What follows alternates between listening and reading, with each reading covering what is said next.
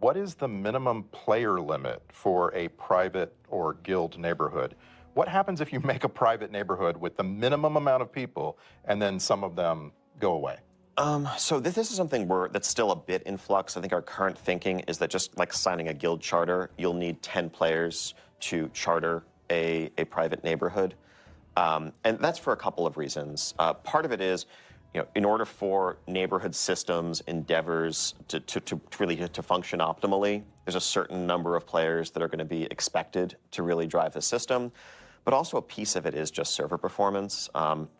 Using an extreme example, if literally every single player online had their own personal neighborhoods, that would be potentially millions of simultaneous entire districts that need to get spun up, trying to make sure the servers don't melt here. And so striking a balance between what's going to be a good social experience, but also recognizing that players have friend groups of various sizes, and we want to be as flexible as possible.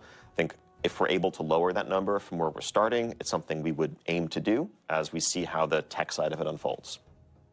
I saw an upvoted question on Reddit from a player named Backstabbeth, and this is a question I have myself. Fairly a trustworthy fellow. Very much. Will there be a list of collections and their sources for housing materials before housing goes live so that we can begin to start hunting for those items, maybe reputation, achievement requirements? I'd love to know what I already have or what I'm close to having. A ton of that is going to be visible in the alpha build coming up in just a day, but we'll have a blog summarizing it so you don't need to go trawling for the information, and that way everyone can get a head start on checking off those achievements that you may have missed.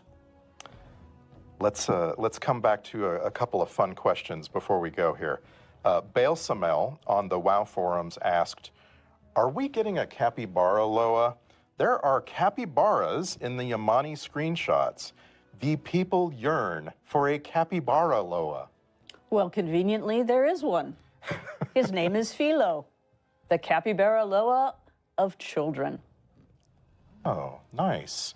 And I hope he has a prominent headdress. Absolutely, and a glorious necklace. That's perfect. Loas should be very well outfitted, I think. Finnerfin on the WoW forums asked, could we see the return of class quest lines? Legion was great, and it was fun to have a unique experience questing on alts. Yeah, class quest lines come up really often as something people are excited about. We certainly do want to look more at